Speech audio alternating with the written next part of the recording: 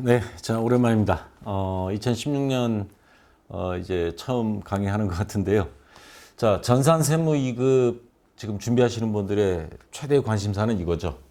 개정된 세법.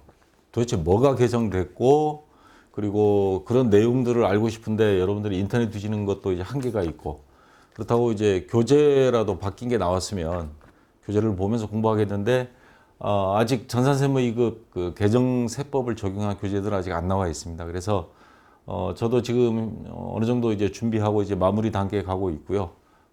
조만간에 이제 인쇄를 할 예정인데, 주요 내용들은 여러분들이 지금 공부하시는 분들 미리 좀 알아두셔야 이제 좀 불안한 감도 없어질 거고, 그다음 무엇이 개정됐는지 좀 알아보는 시간을 가지려고 이 특강을 한 시간 했습니다. 자, 우선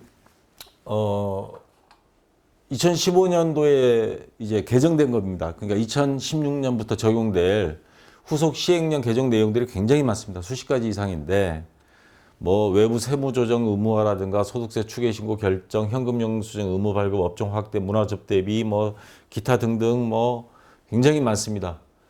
주요 내용들은 이건데, 중요한 거는 우리가 이제 전산세무 1급, 법인 조정은 아직 안 들어가니까 전산세무 2급에 해당하는 것만 이번 시간에 정리해서 여러분들한테 불안감을 없애주도록 이제 하겠습니다. 전산세무 2급 범위 내에서 개정된 주요 세법이요. 첫째는 전자세금계산서 발급세 공제가 있습니다. 여러분 교재, 요거 뒤에 이제 자세히 설명드릴게요. 요게 한 건당 200원씩 해서 한도 100만 원까지인데 이게 폐지됐습니다. 2016년부터. 그래서 제가 세무사회에 전화해 본 바로는 개정된 세법을 이번 4월 시험에다 적용한다 그러니까 자, 이걸 없어진다고 봐야 되고요. 또 우리 전산세무 2급에서 나오는 의제 매입세 공제 신고서 작성하는 거 해봤죠. 자, 요것이 그 법인 같은 경우, 물론 개인은 요거보다 조금 다릅니다만은 지금 우리가 시험 보는 게 주식회사로 다 나오죠. 법인이란 소리입니다. 시험 문제 출제가. 그래서 법인에 대한 것만 여러분들이 알아두면 되는데 30%로 되어 있습니다. 지금. 그거를 2016년 한 해만, 딱 1년만 35%로 그 공제 폭을 늘렸습니다. 이것도 자세히 설명할게요. 그 다음에 가장 중요한 게 이겁니다. 이번 시간의 핵심은 이건데, 우리가 소득세 중에서도 연말정산할 때 그 기본 인적 부양가족 공제 대상이 되느냐 안 되느냐 따지는 게 있잖아요. 거기에서 근로소득 총급여액이 지금까지는 333만 3천 뭐 그 정도 해서 요 금액의 기본 공제 0.7%, 70%를 빼주고 나머지 30%가 100만 원을 넘기지 않으면 소득이 없는 걸로 봐서 부양가족으로 인정해 준다. 이런 건데, 근로소득만 500만 원 이하일 때는 완화해 주고 나머지 소득에 대해서는 똑같이 100만 원 적용하겠다. 요거를 이번에 개정이 됐는데, 요게 오늘 강의의 핵심은 요겁니다. 주로 요걸 중심으로 여러분들이 받으시면 되고요. 그 다음에 재활용 폐자원 세액공제 신고서라는 거 아마 있습니다, 여러분들. 그 한도율이 재활용 폐자원이 105분의 5를 103분의 3으로 변경 들어갑니다, 이번에. 중고자동차는 109분의 9로 돼 있는데 요거는 그대로 동일하고요. 그리고 요것도 2015년, 2016년, 2017년 폐지입니다. 내년 시험 볼 때는 재활용 폐자원 세액공제 신고서는 이제 없다라는 소리입니다. 그 다음에 뭐 성실신고 확인 대상 사업자의 업무 승용차에 대한 매각 차익, 요거는 전산세무 2급에서는 아직 시험에 많이 나오진 않은 건데 그 범위에는 들어가는데, 이렇게 중요한 내용들은 이제 정리가 한다면 이런 것들이고요. 자, 하나씩 볼게요. 우선 여러분 교재는 이게 수정이 안 돼 있을 겁니다. 그래서 제가 교재 페이지를 알려줄 테니까 교재 241페이지에 있습니다. 요거를 수정하도록 하세요. 지금 교재 보면 이렇게 돼 있을 거예요. 이 전자세금계산서 발급 및 전송, 그 다음에 사업자가 어쩌고저쩌고 쭉 나가서 개인 사업자의 경우 전자세금계산서 발급 건당, 법인은 지금 현재 안 되고 있습니다. 근데 개인인 경우도 발급 건당 한 건당 200원, 연간 100만 원 한도 세액공제를 받을 수 있다라고 돼 있는데, 요거를 자, 여러분들이 수정하면 됩니다. 요거에 대해서 밑에다가 2015년까지만 2016년부터 폐지. 그래서 이렇게 적어 놓으세요. 그래서 요거는 이제 폐지돼서 여러분들이 시험 볼 때 전자세금계산서 발급 및 전송 세액공제는 없어졌다. 이론상의 시험 문제가 나오면 여러분들이 그렇게 생각해 두면 되겠습니다. 자, 그 다음 의제매입세액공제입니다. 의제매입세액공제라는 거 아시죠? 우리나라 농수축산물 이걸 살리기 위해서 그렇잖아도 FTA다 뭐다 해서 우리나라 농민들 다 죽게 생겼잖아요. 그래서 이 사람들이 조금 그래도 숨을 쉴 수 있도록 정부에서 이러한 농수축산물을 가지고 가공하는 업체, 식당 많이 나가죠. 그래서 음식점업, 제조업, 뭐 통조림 만들고 요런 데들은 106분의 6, 108분의 8 또는 중소기업 개입사업자 제조업체는 104분의 4, 그 다음 그 외의 사업자 102분의 2, 과세 유흥장소는 104분의 4 해서 의제매입세액 업종별로 요 공제율을 적용해서 공제 감면을 해줬었습니다. 자, 그 의제매입세액 공제 계산하는 방법은 예를 들어서 공급과세표준 우리가 1억 원어치 농수축산물을 사왔다. 그래서 만약에 이게 법인 사업자다. 지금 현재는 법인 사업자에 대한 것만 설명하겠습니다. 그리고 거기에 따른 공제 한도율, 공제율은 요겁니다. 그럼 법인인 경우 음식점업인데 법인이다. 106분의 6이죠, 이게. 106분의 6. 공제율은 변동 없습니다, 이번에. 곱하기인데 이 공제 한도율을 법인 사업자인 경우에 30%를 해줬는데 그러면 0.3이었죠. 근데 요거를 35%로 올려서 0.35. 자, 조금 더. 그러면 1억에 대해서 그전에는 3천만 원 해서 공제율을 곱했는데 이번은 바뀐 걸로는 1억에 대해서 3,500만 원 되는 거죠. 35% 곱해주니까 3,500만 원에 대해서 106분의 6. 어때요? 의제매입세 공제액이 조금 더 커진 겁니다. 자, 그래서 법인 같은 경우는 좋아졌죠. 법인 같은 경우는 자, 이런 게 바뀌었다는 건데, 근데 여러분들 시험 볼 때는 이걸 외우려고 할 필요는 없어요. 왜냐하면 의제매입세 공제 신고서를 들어가 보면요. 자, 요겁니다. 여기 들어가 보면 여러분 교재는 370페이지입니다.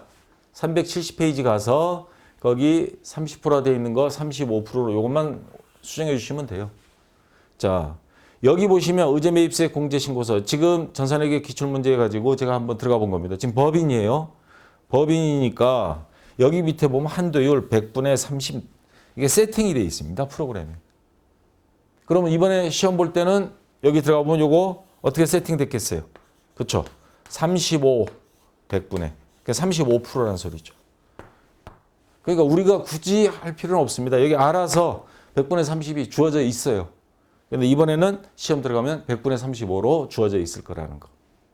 자, 그래서 굳이 암기할 필요는 없고, 의제매입세 공제율이 이렇게 됐구나. 물론 아주 극히 드물긴 하지만 이런 시험에서 이런 걸 혹시나 또 낼지는 모르겠지만 지금까지 그랬던 적은 없고요. 자, 이런 게 있다라는 거. 그래서 지금까지 1번하고 2번 항목은 여러분이 굳이 막 암기하거나 그럴 필요는 없습니다. 자, 그 다음에 중요한 거는 이겁니다. 이게 질문사항도 많이 올라왔고 말들도 많고 기본 인적 공제 대상자 요건 근로소득 총급액 요거에 대한 건데 여러분 교재 426페이지 거기 가서 수정해 주시기 바랍니다. 거기 보면은 자, 근데 교재에는 보면 이렇게만 나와 있어요. 연간 소득 금액 합계액 100만 원. 요거 개정되기 전입니다. 장애인인 경우 나이 요건 적용하지 않음 해서 여러분 교재 426페이지 보면 그 표가 있는데 그중에 인적공제가 보면 요게 있는데 요거를 내용을 이렇게 고쳐줘야 됩니다. 그러니까 여러분 요 이하 밑에 요 하나를 추가하시면 됩니다. 요거를. 그 밑에다가 그러니까 연간 소득금액 합계액 100만 원 이하까지는 똑같습니다. 그 다음 그 뒤에다가 괄호 하셔가지고 근로소득만 있는 경우 그러니까 소득 중에는 부양가족 중에 예를 들어서 와이프가 내가 근로소득자예요. 주수입원이고 근데 와이프도 어디 가서 일을 해요. 근데 그 와이프가 근로소득만 있어요. 다른 소득은 없고. 경우 총 금액이 지금까지는 333만 원인데 500만 원 이하 관로받고 근로, 사업 및 양도 퇴직 소득 금액을 합산한다. 자, 그러면 지금 333만 원 할 때 70% 곱하면 100만 원 이하가 나와요. 나머지 남는 게. 근데 지난번에 이제 카페에 질문이 올라온 게 뭐였냐면 이게 개정되고 나서 지금 세법 개정은 이렇게만 표시가 되어 있습니다. 여기에 70%를 곱한다고 80%를 빼준다 이런 말이 없었어요. 그래서 예를 들어서 500만 원에 대해서 자 여기 한번 계산을 한번 해볼게요. 500만 원 70% 하면 곱하기 0.7을 빼줘요. 그러면 350만 원 빼주죠. 이거 곱하기 0.7을 하면 350만 원 5735 그러면 150만 원 남습니다. 자, 이렇게 계산하는 방법이 하나. 또 한 몇 년 전에는 이게 80%를 빼줬거든요. 500만 원에 대해서 0.8을 빼준다. 그러면 5, 8, 40, 400만 원을 빼준다는 말이 돼요. 그럼 남는 거는 이거 빼주면 100만 원이 남게 되죠. 도대체 80% 빼서 100만 원 기준으로 보는 게 맞냐? 70% 빼주고 그럼 350만 원 빼주고 나머지 150만 원을 초과하지 않는 걸로 봐주는 게 좋냐? 이거에 대해서 구체적인 내용이 없었습니다. 공지된 거는. 그래서 저는 무엇이든 간에 다 100만 원 기준이니까 그러니까 뭐 이런 사업, 근로, 양도, 퇴직소득까지 다 했을 때 합쳐서 100만 원 이하면 가족으로 인정해주고 공제해준다, 인적공제를 해준다 이렇게 생각해서 저는 이제 중간에 답변 중에 요거 100만 원으로 그럼 유추해서 갑시다. 그래서 80%를 공제해주는 걸로 봅시다. 이런 설명을 한번 답글을 달았었는데 근데 제가 손에 들고 있는 요게 하나 있는데요. 이거 여러분들 국세청 가면 나옵니다.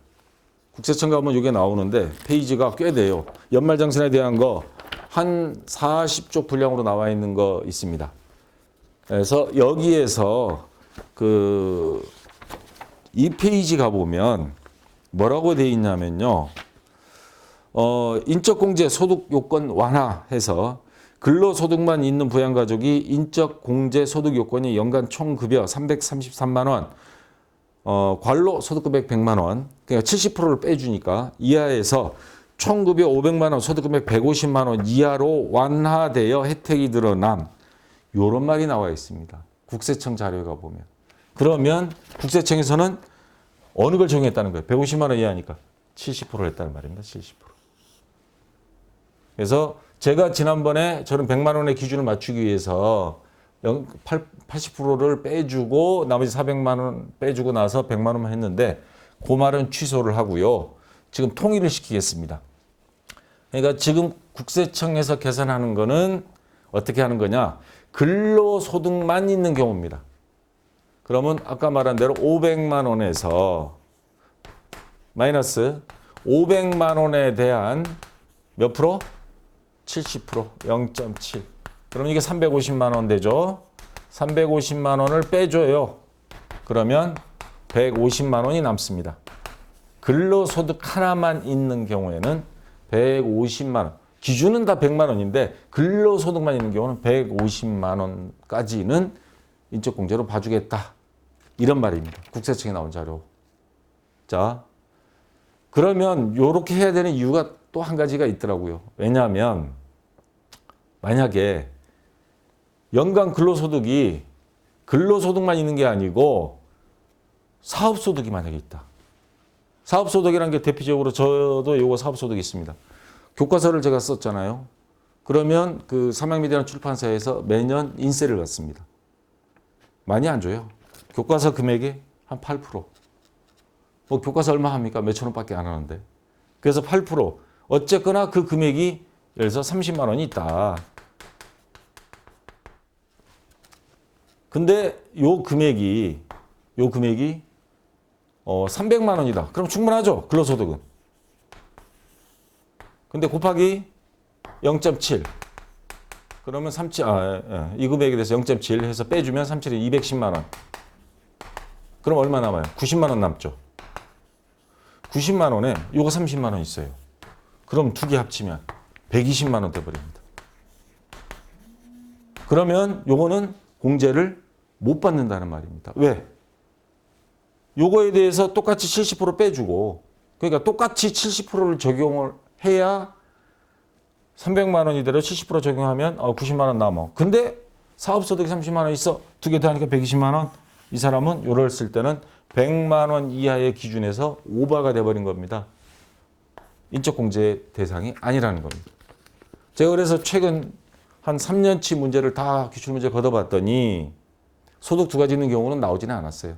아마 이번 시험에서 요 개정된 거를 적용을 한다 그러면 아마 내가 보기에는 한 450만 원 정도 해서 출제를 할 겁니다. 그래서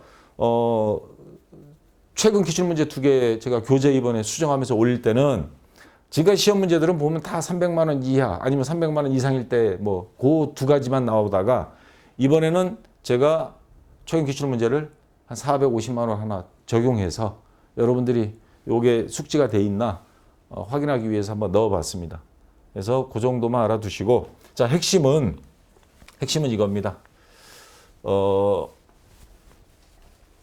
소득이 한 가지만 있을 경우 근로소득만 있다. 근로소득만 500만 원 이하 그럼 0.7 하면 150만 원 나오죠. 그러면 150만 원 이하라는 소리죠. 근로소득만 있는 경우에 한해서만 요 100만 원 이하가 아닌 150만 원 이하 150만 원 이하를 봐준다. 근데 다른 소득이 있어버린다. 그러면 그건 무조건 오버가 돼서 그건 안 되고요. 0.7을 곱해서 남는 금액과 다른 소득 합쳐서 100만 원 넘었다. 근데 100만 원 이하다. 그건 돼요. 소득이 두 개라도. 두 개 아닌 세 개라도. 자, 된다는 거. 그래서 여러분들이 이거 조심하시면 되겠습니다. 핵심은 이겁니다. 이번에 개정된 거는 작년하고 다른 게 시험에 적용할 만한 건 제가 보기에 이거 하나뿐입니다. 3번. 뭐 아까 2번 같은 경우 의제 매입세액 같은 경우는 그 퍼센트가 다 바뀌어 있잖아요. 그냥 금액만 적용하면 되니까. 자, 그 내용이 이겁니다. 아까 제가 읽어드린 거. 자, 이건데 인적공제 소득요건 완화 국세청 들어가면 요 자료입니다. 여러분들이 찾아서 보시면 돼요. 그래서 2015년 12월 15일부터 사용하여 주시기 바랍니다. 그래서 근로소득만 있는 부양가족이 근로소득만 인적공제 소득요건이 총급여 333만 원 곱하기 0.7을 70% 빼고 나면 100만 원 이하가 되거든요. 99만 몇천 원. 이하에서 총급여 500만 원.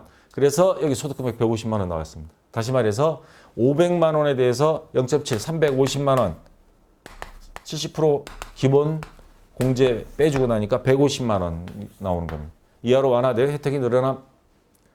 자, 그 외에 근로소득만 있는 부양가족 이외에는 연간 소득금의 합계액 100만 원 이하임. 다른 건 변동이 없습니다.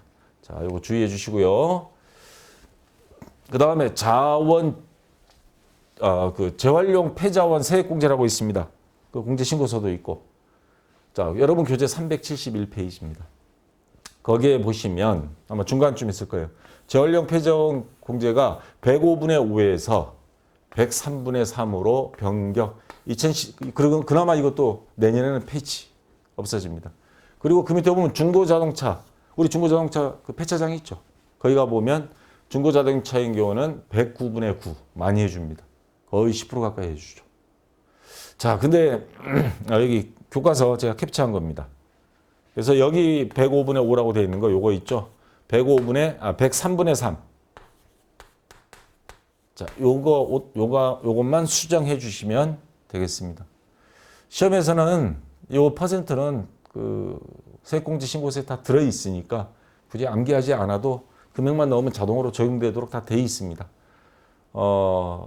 제가 조금 요거 보면서 화가 났던 이유 중에 하나가 여러분들은 그냥 세법이 개정됐구나 해서 넘어갈 수 있는데 저는 요거 자료를 찾고 국세청도 보고 공부하면서 느낀 게 뭐냐면 우리나라 지금 노인네들이 가장 많이 하는 일이 뭐죠?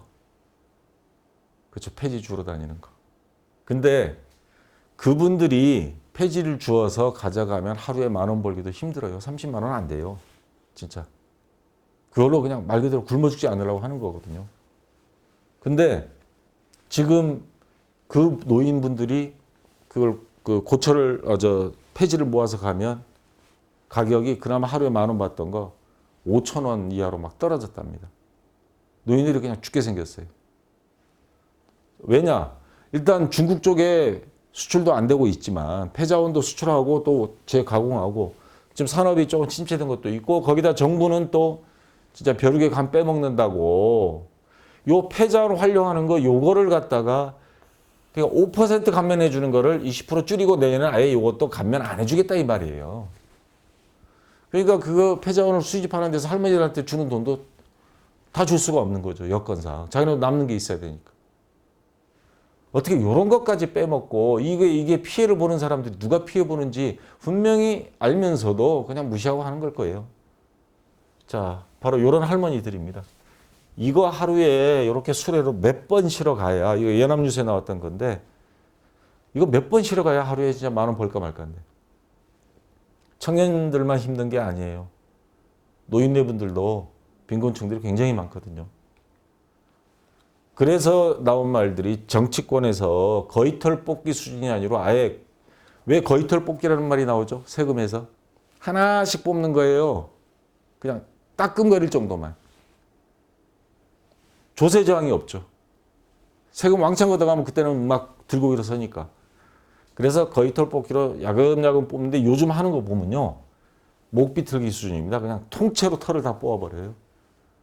세금 뽑아먹을 게 없어서 지금 우리나라 경제가 어려운 게 폐지 줍는 노인들 때문입니까? 왜냐하면 피해가 그 사람들한테 가고 있거든요. 담배값 많이 받는 건 좋아요. 저도 아직 담배를 못 끊고 있는데 하루에 뭐 한갑 핀다 그러면 하루에 2,000원 더 추가로 세금 내고 그러니까 뭐 1년에 몇백만 원이죠.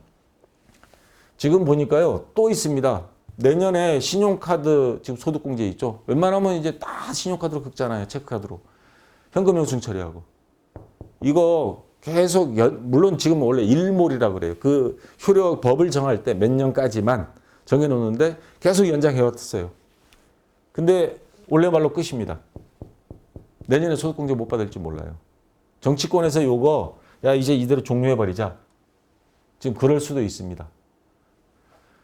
자, 총급여액의 25% 초과불에 대해서 일정 금액. 이게 굉장히 크거든요. 이 감면액이 여러분 이거 18163 나와 있죠. 1조 8천억이 우리 월급쟁이들이 세금을 덜 낸 겁니다. 정부에서는 요 돈 지금 탐내고 있거든요. 아까 자원 재활용 폐자원 등 부가세 과세 특례 있죠. 요게 5,700억 정도 됐어요. 그러니까 이 5,700억 세금 더 걷어드리겠다 이거죠.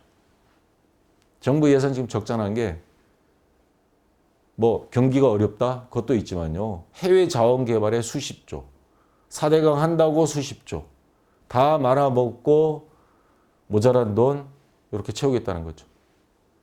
심지어는 담배 아까 제가 이야기했죠. 저도 여기에 세금 많이 냈습니다.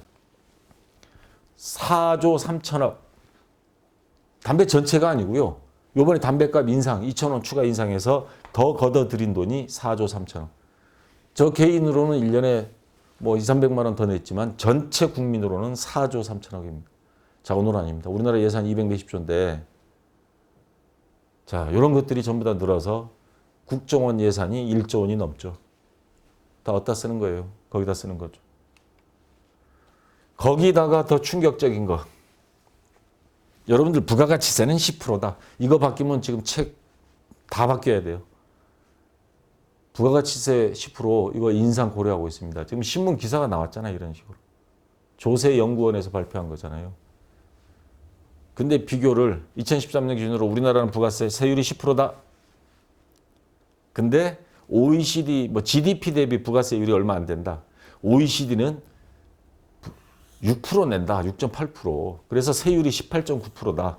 일본도 이번에 올렸더라. 이런 거는 선진국 따라해요. 선진국의 좋은 거는 따라하지 않고 이런 못된 것들만. 자, 세금은 또 앞으로 더 내게 돼 있습니다. 그건 어쩔 수가 없습니다. 왜냐하면 선진국이 되고 복지국가로 가려면 지금 우리나라 노인 빈곤 그다음에 뭐 대학생들 반값 등록금부터 시작해서 복지할 게 뭐 한두 가지인가요?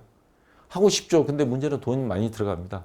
그럼 세금은 더 내야 됩니다. 근데 문제가 세금을 많이 버는 사람한테 조금 더 내고 적게 버는 사람한테는 폐지 줍는 노인들한테는 혜택이 좀 가도록 하자 이 말이죠.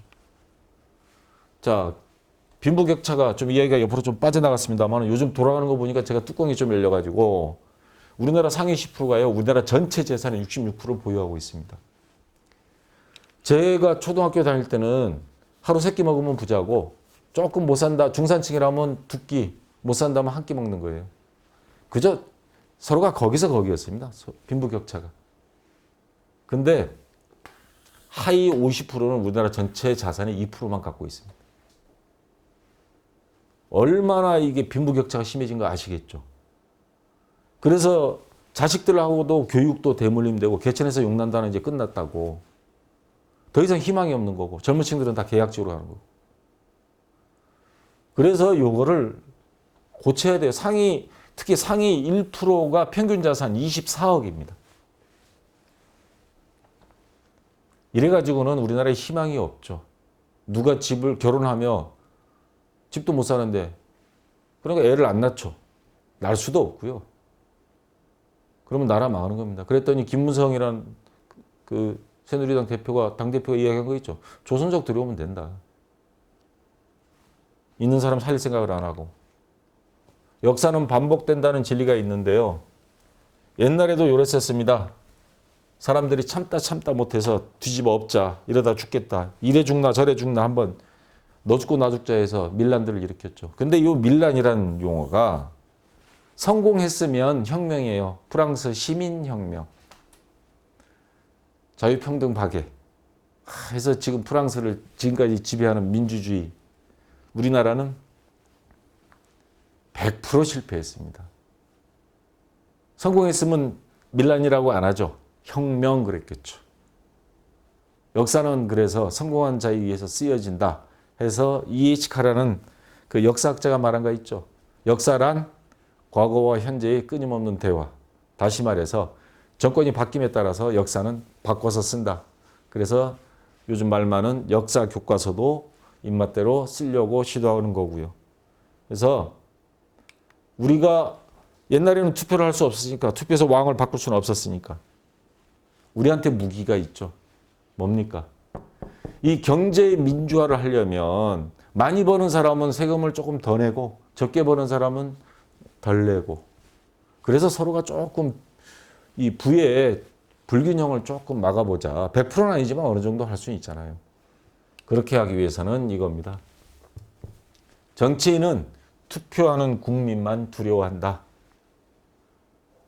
대한축구협회장 했던 누구의 아들이 했던 말이 있죠. 무식한 국민들. 무식한 국민 소리 안 들으려면 여당이든 야당이든 자기 소신대로 투표로 가야 됩니다. 투표 안 하면요. 점점 노인 인구 많아져요. 노인들은 보수층이 많습니다. 젊은 층들은 야권 성향이 많은데 문제는 투표를 하라는 거예요. 남이 알아서 해주겠지. 그래서 그 피해는 다시 되돌아옵니다. 자, 세금은 조금씩 오르는 게 아니고 왕창 오르고 부가세도 오르고 담배세 오르고 다 오르고 근데 힘들면 나라에서는 나무라라 하고 늙어서 폐지 줍다 죽지 않으려면요. 젊었을 때부터 국민들의 투표율이 높아야 정치인들도 여당이든 야당이든 국민 눈치를 보고 그래서 올바른 나라가 될 겁니다. 여러분들 후손들한테 물려주려면. 자, 이야기가 많이 빗나갔습니다. 앞으로 추가 인강 계획 좀 말씀드릴게요. 기존 전산세무 2급 세법 개정된 부분 딱 보면 아까 핵심은 그거였죠. 연말정산에서 근로소득 333만 원에서 500만 원. 그게 핵심입니다. 이번 2016년도는. 근데 그 중간에 강의에 그게 약간씩 들어가 있는 그거를 다 뒤집어 엎어서 다 찍으려고 그러니까 강의가요 하루에 한 개가 2강 정도 2강에서 많이 찍어야 3강밖에 못 찍거든요. 지금 전체 강의는 전산회계 2급부터 1급, 전산세무 2급까지 하면 거의 300강 되는데 그러면 제가 1년 내내 매해 강의만 찍다가 볼장 다 봐버려서 많이 바뀌었으면 막 바뀐 부분은 새로 찍어야 되는데 이번에 많이 바뀌지 않아서 기존 인강 그대로 두고 각 동영상 밑에 그 세법 개정 항목 그거 좀 유념하라고 제가 밑에다가 글을 좀 달아놓겠습니다. 그래서 그걸 참고로 해서 그냥 보시고요. 대신에 최근 기출문제 3회분 지금 교재랑 인강이 없는 거 개정된 세법을 적용해가지고 조만간에 촬영을 해서 요거는 올려놓겠습니다. 일단 세법 관련된 부분 부가세하고 연말정산 이쪽을 먼저 찍고요. 그 다음에 좀 시간이 더 된다면 몇몇 분들이 이론시험, 그 다음 일반전표 입력이라든가 매입 매출 전폐 입력 실무 시험도 좀 해주시면 안 될까요? 뭐 결산 자료도 있습니다. 그 부탁이 몇몇 분이 있는데 사실 그거 앞에 이론 강의하면서 기출문제 다 설명을 드리긴 해서 제가 지난번엔 좀 바쁘기도 했고 좀 미뤄두고 그랬는데 요거 이번에는 좀 찍어둬야 되겠다라는 생각이 좀 들어서 특히 전산세무 2급 합격률이 조금 낮고 요번에 합격률 보니까 엄청 어렵게 냈더라고요. 뭐 10% 겨우 넘었던데 그래서 다는 아닐지언정 최대한 요 이론 시험과 실무 시험 지금 부가세 신고서와 연말정산 외에 나머지 것들 제가 순서대로 가장 최근 문제 우선으로 해서 이걸 한번 촬영을 한번 해볼까 지금 생각 중입니다. 그래서 그전에는 제가 질문 댓글 다느라고 정신이 없어서 참 힘들었는데 최근에 뭐 여러분들이 댓글을 저 대신 이제 기본적인 것들을 많이 달아주고 그래서 약간의 시간 여유가 생겼습니다. 그래서 요거 이번에 한번 꼭 해서 올려놓도록 제가 한번 노력을 한번 해보겠습니다. 그래서 여러분들도 열심히 하시고 그 다음에 이번 전산세무 2급 많이 좀 취득하시기를 그렇게 기대하겠습니다. 자 여기까지 하고요. 다음 인강 이제 최근 기출 문제 올릴 때 다시 뵙도록 하겠습니다. 자 수고하십시오.